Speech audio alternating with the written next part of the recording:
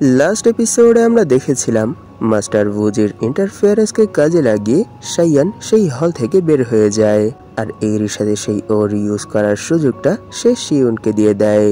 এরপর সে সেখানে তাদেরকে কিছু ধর্মমূলক জ্ঞান দিয়ে গিলিং টেম্পল থেকে বের হয়ে যায়, আর তখনই শিদাউন তার কাছে তাকে ধন্যবাদ জানানোর জন্য চলে আসে। আর এরপর তারা একসাথেই কিছু সময় ট্রাভেল করার ডিসাইড করে। সবশেষে আমরা তাদের সাথে 5 জেন্টলম্যানদের একজনকে দেখতে পাই। এই এপিসোডের শুরুতে আমরা দেখতে পাই শিদাউন বলছে জ্যোতিষশাস্ত্র অনুযায়ী পার্পল স্টার অনেক মহান এক ভূমিকা পালন করে, কারণ এটা এই ওয়ার্ল্ডের মধ্যে ভালো আর মন্দের ব্যালেন্স নিয়ে আসে। তাই আমরা কখনোই পার্পল স্টারকে ছোট করে দেখতে পারবো না। তাহলে মিস্টার দি, আপনি এটা কি করে বলতে পারেন যে আপনি পার্পল স্টার? এটা শুনে দি বলে, এর কারণ মহান হান ডাইনাস্টির ইতিহাসের মধ্যে আজ পর্যন্ত যতবার পার্পল স্টার অ্যাপিয়ার হয়েছে তারা সবসময় সবার থেকে আলাদা আর প্রতিভাবান ছিল, আর এরই সাথে তারা সবাই মহান কাল্টিভেটরও ছিল। এই অনুসারী হান ডাইনাস্টির মধ্যে সব থেকে বেশি প্রতিভাবান আর ব্যতিক্রমী লোক মাত্র 10 জন। তাদের মধ্যে 5 জন হলো নারী আর 5 জন পুরুষ, আর সেই 5 জন পুরুষের মধ্যে আমিও একজন। আমি এর জন্যই এটা বলেছি। আর সব সময় পার্পল স্টার মহান মহান গুণ ধারণ করে এই পৃথিবীতে আসে। তারা শক্তিশালী, দয়ালু, প্রতিভাবান, এরই সাথে বীর যোদ্ধা হয়ে জন্মায়। আর যখনই এই সবগুলো গুণ একজন পার্সনের ভেতর চলে আসে তখন আমরা এটা ধরে নেই যে নিশ্চয়ই সেই এই যুগের পার্পল স্টার। তাই তোমরা আগে এটা জেনে নাও যে আমি যেই কাজগুলো করেছি সেই সব কিছু সম্পর্কেই এই হান ডাইনাস্টির সকল মানুষ অবগত, কারণ আমি ভালো আর মন্দকে ব্যালেন্সে আনার জন্য যেই সব কাজগুলো করেছি তার মধ্যে একটা হলো 2 দেশের মধ্যে যখন দ্বন্দ্ব তৈরি হয়েছে তখন সেই দ্বন্দ্ব মেটানোর কাজে আমি দক্ষ। আবার যখন উত্তর উপকূলীয় এলাকায় নরসংহার হয়েছিল সেই সময় আমি সেই নরসংহারও দমন করেছি। এমনকি সেই বর্বরতার প্লেসগুলোতেও শান্তি কায়েম করেছি। আপনি আমাদের এই পুরো ডাইনাস্টির মধ্যে আমার বয়সের এরকম কোনো পার্সনকে দেখাতে পারবেন না যে আমার মতো অ্যাচিভমেন্ট অ্যাচিভ করেছে। তাই এটা বলা যায় যে এই সময় এই হান ডাইনাস্টির মধ্যে আমি সবার সেরা। পার্পল স্টার হওয়ার জন্য আমি সবার সেরা। আর উপর থেকে আমি হান ডাইনাস্টির ইম্পেরিয়াল প্যালেসের একজন সদস্য। এমনকি আমি সরিং হোয়াইট ড্রাগন রোর এই স্কিলটাকেও মাস্টার করে রেখেছি।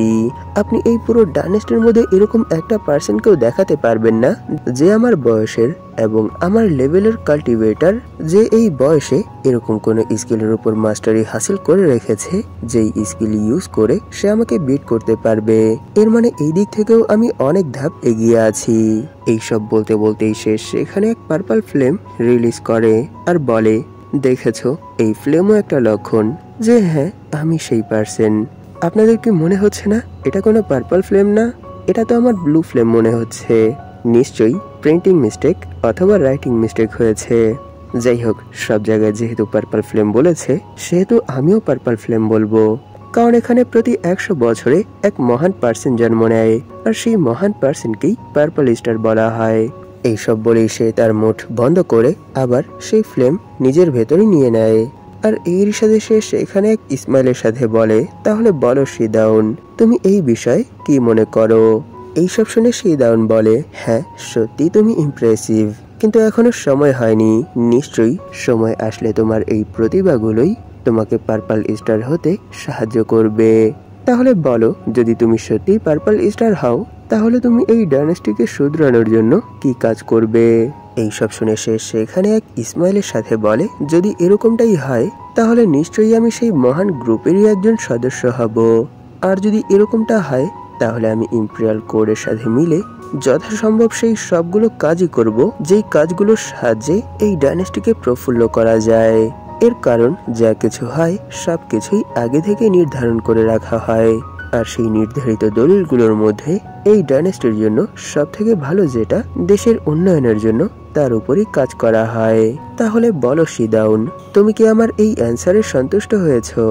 তখনই আমরা দেখতে পাই এই সব কিছুই শাইয়ান দূরে দাঁড়িয়ে শুনছিল, আর এরই সাথে সে সেখানে ভাবছিল সে এখানে যেই টোনে কথা বলছে তা দেখে স্পষ্ট বোঝা যাচ্ছে যে সে অহংকারী। সত্যি আমিও শিদাউনের সাথে ট্রাভেল করতে চাই, কিন্তু আমার মনে হয় না এখন থেকেই আমাদের ট্রাভেল শুরু করার কোনো দরকার আছে, কারণ যা হওয়ার কাল হবে। এর মানে আমরা কাল থেকে একসাথে ট্রাভেল করব। তখনই সেখানে শিদাউন বলে, হ্যাঁ আমার মনে হয় আমরা এইবার একসাথেই ট্রাভেল করব, কিন্তু যেহেতু আমাদের সেই প্ল্যান কাল, সেহেতু আমার মনে হয় না আজ থেকেই আমরা একসাথে ট্রাভেল করতে পারবো। কারণ আজই এখানে বুদ্ধিস্ট টেম্পলের অনেক বড় একটা কম্পিটিশন হয়েছে, আর এরই সাথে আমি আমার সাথে অনেক মহান এক সন্ন্যাসীকেও নিয়ে এসেছি। তাই হয়তো আজ আমরা একসাথে বের হতে পারবো না, কিন্তু টেনশন করবেন না, যখন সময় হবে এর মানে কাল আমরা একসাথেই আমাদের গন্তব্যের উদ্দেশ্যে রওনা দেব। এটা শুনে দি সেখানে হাসতে হাসতে বলে, হ্যাঁ সবকিছুই তোমার কথা মতোই হবে। আমি কাল তোমার জন্য উত্তর সিটির সেই ফেরি ঘাটে অপেক্ষা করব। তখনই সে সাইয়ানের দিকে তাকিয়ে এক ফানি ফেস বানিয়ে বলে, সত্য বলতে কি এখানে আমার তোমার সাথে কিছুটা সময় এই রেস্টুরেন্টেই কাটানোর ইচ্ছে ছিল, কিন্তু অপ্রত্যাশিতভাবে আজ এখানে তোমার সাথে মাস্টার শ্যানসুও চলে এসেছে। এরই জন্য এখানে আমার একটু মিস্টেক হয়ে গেছে। এইসব বলেই সে সেখানে তার গার্ডকে অর্ডার করে আরো একটা কাপ রেডি করতে, যাতে করে এখানে শ্যানসু তাদের সাথেই এই ছোট পার্টি অ্যাটেন্ড করতে পারে। এইসব শুনে সাইয়ান বলে, না না, এখানে আপনার কষ্ট করার কোনো দরকার নেই, কারণ আজ আমার একটু তাড়া আছে। আমার কিছু সংগ্রহ করার জন্য এখান থেকে যেতে হবে, তাই আমার মনে হয় না আজ আমি আপনাদের সাথে এখানে এই পার্টি অ্যাটেন্ড করতে পারবো। এইসব শুনে দি বলে, ও এটা তো সত্যি অনেক লজ্জার, কারণ প্রথমত আমি জানতাম না যে আপনিও এখানে আসবেন, যার জন্য আমরা তৈরি ছিলাম না, আর দ্বিতীয়ত আপনার আজ একটু তাড়া আছে, যার জন্য আপনি এখানে আমাদের সাথে সময় কাটাতে পারবেন না। তাই প্লিজ নেক্সট টাইম যখন আবার আমাদের একে অপরের সাথে দেখা হবে, তখন আপনি আমায় আপনাকে সার্ভ করার একটা সুযোগ দিবেন, ঠিক আছে মাস্টার শ্যানসু? তখনই সেখানে সাইয়ান শিদাউনকে বলে, সত্যিই আমি এটা জানতাম না যে আপনি এই পুরো ডাইনেস্টির মধ্যেই এরকম এক পার্সনকে খুঁজছেন যার ভেতর পার্পল স্টার হওয়ার মতো যোগ্যতা আছে। আমি আজ এখানে যতটুকু জানতে পেরেছি, এতে তো আমি বুঝতে পেরেছি যে সত্যি এটা অনেক কঠিন একটা কাজ। তাই আমি প্রে করব যাতে আপনি সেই পার্সনকে খুব দ্রুতই খুঁজে পান।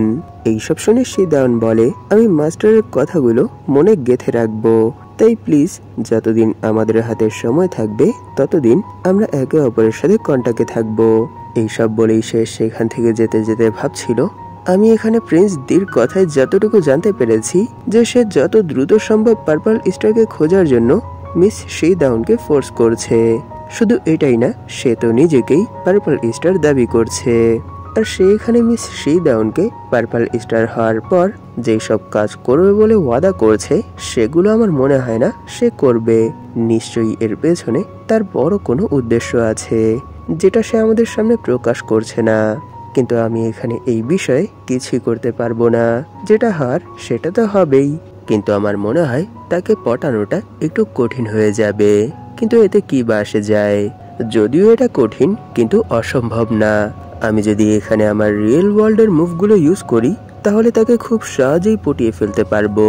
আর সব থেকে বড় বিষয় হলো এটা, এই ওয়ার্ল্ডে এরকম কোনো মেয়ে নেই যে আমার রূপের মোহকে প্রতিহত করতে পারবে। সে এইসব ভাবতে ভাবতেই সেখান থেকে চলে যায়। আর অন্যদিকে প্রিন্স ডি আর শিদাউন সেখানেই বসে কিছু ডিসকাস করছিল। তখনই সিন অর্ধেক দিন পর শিফট হয়, যেখানে সাইয়ান তার রিয়েল রূপে এসে ভাবছিল, আমার মনে হয় শ্যানসুর রূপেই আমি মিস শিদাউনকে পটাতে পারবো, কারণ আমি শ্যানসুর প্রতি ওনার এক টান দেখেছি। কিন্তু অপর পাশে আমার রিয়েল রূপ, এর মানে সাইয়ানের রূপে যদি আমি সেখানে যাই, তাহলে নিশ্চয়ই কোনো না কোনো প্রবলেম হবে। আর আমার মনে হয় না এই রূপে আমি তাকে পটাতে পারবো, কারণ এই ওয়ার্ল্ডে তো আমার আগেই বিয়ে হয়ে গেছে। তাই যদি আমি এই রূপে তাদের সাথে ট্রাভেল করি আর তাকে পটানোর চেষ্টা করি, তাহলে নিশ্চয়ই আমি ঝামেলার মধ্যে ফেসে যাব, আর সেই ঝামেলা থেকে আমার মনে হয় না আমি বের হতে পারবো। তখনই আমরা সাইয়ানের পেছনেই কিউনারকে দেখতে পাই। সে দেয়াল খামছাতে খামছাতে বলছিল, সত্যি এখন আমি মরে যেতে চাই। তখনই সে সাইয়ানকে জিজ্ঞেস করে, মাস্টার আপনি কি কখনো এরকম কোনো সন্ন্যাসীর কথা শুনেছেন যারা মেয়েদের পেছনে ঘোরাঘুরি করে আর এর সাথে তাদের সাথে কোনো ধরনের কোনো সম্পর্ক গঠন করে? আমার মনে হয় না আপনি এরকম কিছু করতে পারবেন। এইসব শুনে সাইয়ান বলে, সে যদি সাধারণ মেয়ে হতো তাহলে হয়তো এরকমটাই হতো, কিন্তু সে কোনো সাধারণ মেয়ে না, সেও একটা সন্ন্যাসিনী। তাই আমার মতে আমি এটা পারবো। একবার ট্রাই করতে দোষ কোথায়? প্রথমেও আমি দুবার তাকে সাহায্য করেছি, একবার তার লেভেল আপ করতে আর দ্বিতীয়বার আজ। তাই আমার মনে হয় যদি আমি তাকে তৃতীয়বারও সাহায্য করি তাহলে এটা আমার জন্যই একটা ইনভেস্ট হবে। যদিও এই ইনভেস্টের কোনো গ্যারান্টি নেই, কিন্তু কোনো সমস্যা নেই, কারণ যেটা হার সেটা তো হবেই। আর এই কথাটা একটু মাথায় রেখো যে শি ডাউন কোনো নর্মাল কাল্টিভেটর না, সে ইনার ট্রেলামের কাল্টিভেটর।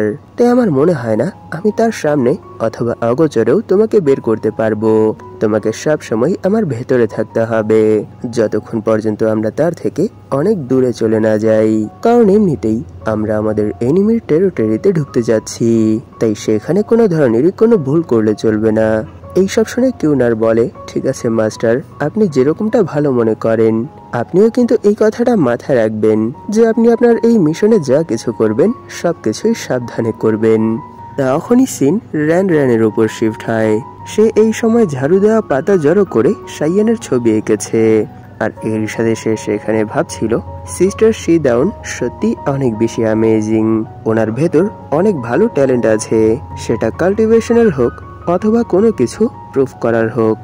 নিশ্চয়ই এরই জন্য ওনার মাস্টার ওনাকে নিয়ে এত বেশি গর্ব করে, কারণ ওনার এই প্রতিভার সাথে ওনার ভবিষ্যৎ উজ্জ্বল। কিন্তু লোটাস স্টার একটা রুলস আছে, আর সেই রুলস যদি উনি সত্যিই ফলো করতে চায় তাহলে ওনাকেও এক কম্পিটিশনে লড়াই করতে হবে।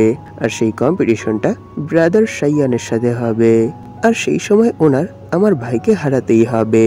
কিন্তু আমি এটা জানি না যে তাদের মধ্যে কে বেশি স্ট্রং। আর এখানে তাদের শক্তির পরীক্ষা করার জন্য একে অপরকে মারতে হবে না, তারা শুধু কিছু মুভ এক্সচেঞ্জ করেই এই জিনিসটা বের করে ফেলতে পারবে যে তাদের মধ্যে কে বেশি স্ট্রং আর কে সেই কম্পিটিশনের উইনার। তাই এখন আমায় এই বিষয়ে ভালোভাবে ভাবতে হবে। সে যখন এইসব কিছু ভাবছিল তখনই এক গাছের পেছন থেকে সাইয়ান চিল্লাতে চিল্লাতে বলে, র্যান, তাহলে ফাইনালি আমি তোমাকে খুঁজে পেয়েছি। তুমি কি জানো আজ সারাদিন আমি তোমাকে কত খুঁজেছি? এই আওয়াজ শুনে র্যান সেখানে সাইয়ানের যেই চিত্র এঁকেছিল সেটা ঝাড়ু দিয়ে দ্রুত মুছে ফেলে, আর এরই সাথে অনেক বেশি রেগে সাইয়ানের দিকে তাকায়।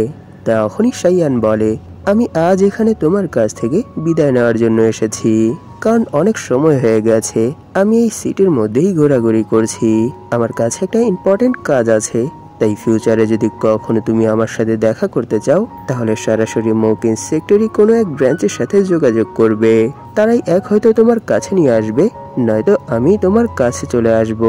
এইসব শুনে র্যান সেখানে একেবারে চুপ হয়ে কিছুক্ষণ দাঁড়িয়ে থাকে, আর এরই সাথে সেখানে মুখ ফুলিয়ে বলে, তুমি এসব কি আলতু ফালতু কথা বলছো?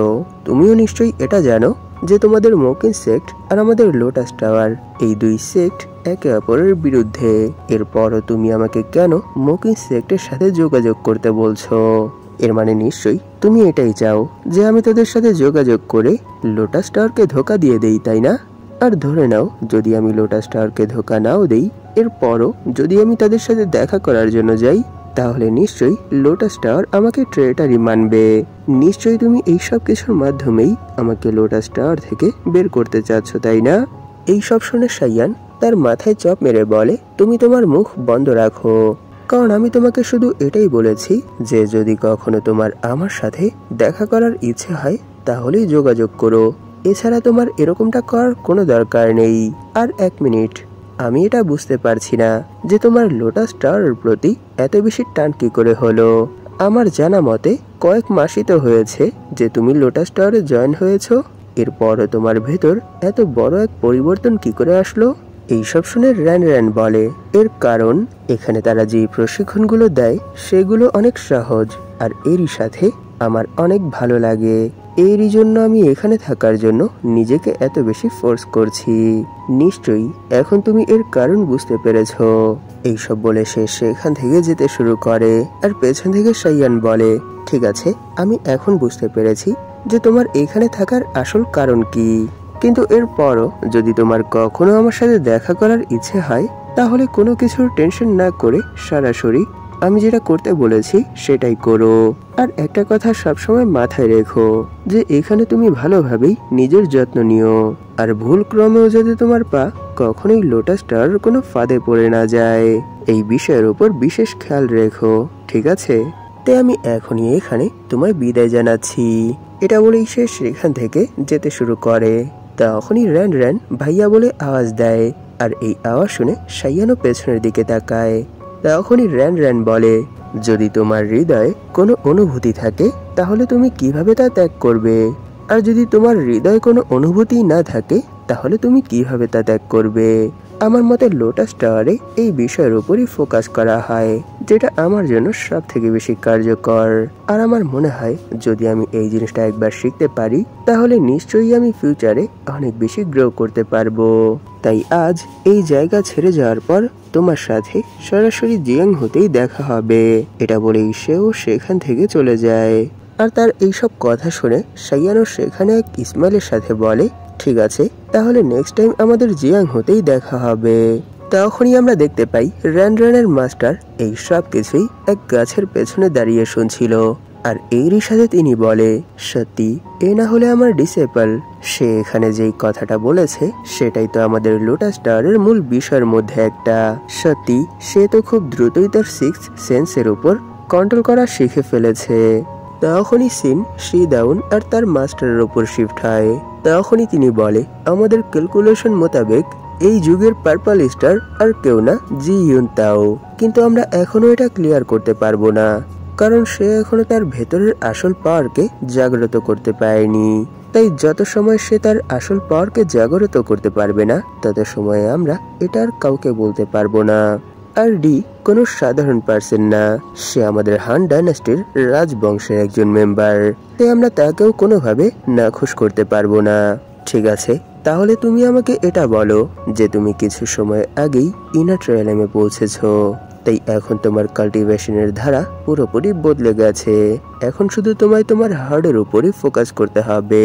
তাই আমায় তুমি এটা বলো যে তুমি তো অনেকগুলো ছেলের সাথেই অনেকটা সময় ট্রাভেল করেছো, তোমার মনে কি তাদেরকে নিয়ে কোনো ধরনের কোনো ইচ্ছা বা আকাঙ্ক্ষা এসেছে? যদি এসে থাকে তাহলে তুমি আমায় সরাসরি এটা বলতে পারো।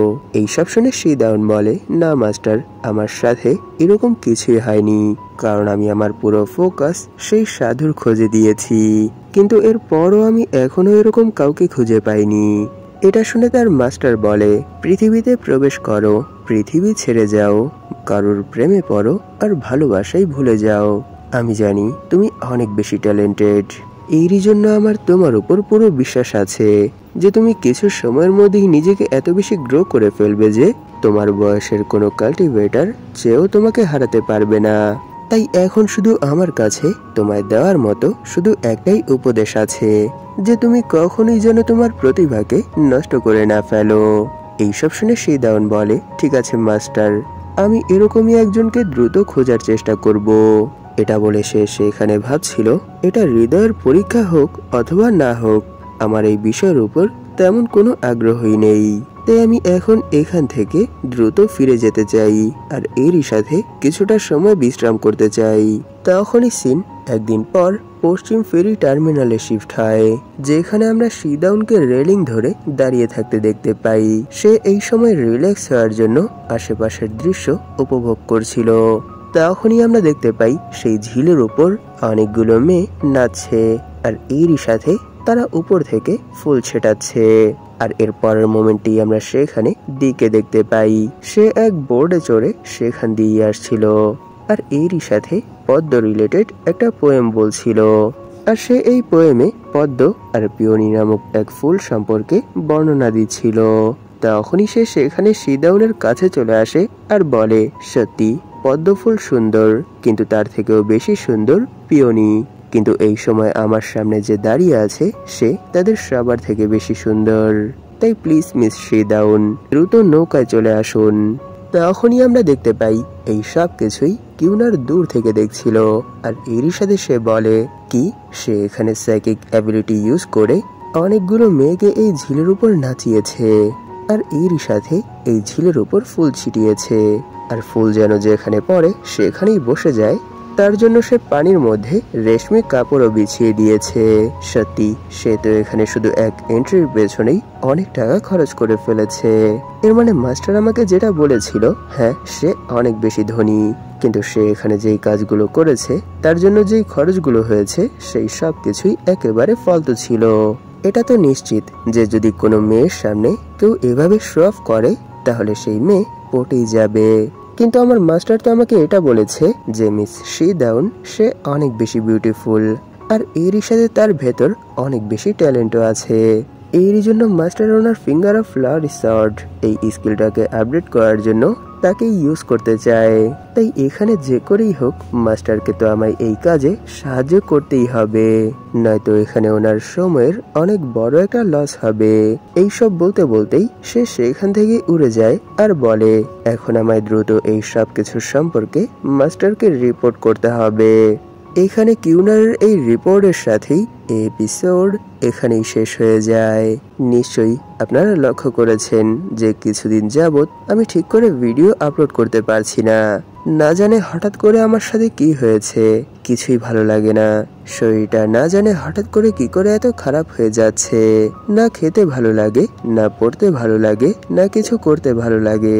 জীবনটা পুরোপুরি একঘেয়েমি হয়ে গেছে। এরই জন্য ভিডিও আপলোডের সময় এবং দিন একটু আগে পিছে হয়ে যাচ্ছে। আমি জানি না যে কয়দিন আর শরীর এরকমই থাকবে। আশা করা যায় যে খুব দ্রুতই ঠিক হয়ে যাবে। এরপর থেকে নিশ্চয়ই আমি রেগুলার আর সময় মতো ভিডিও আপলোড করার চেষ্টা করব। ভিডিওটা শেষ করার আগে আপনাদের কাছে আমার একটা রিকোয়েস্ট আছে।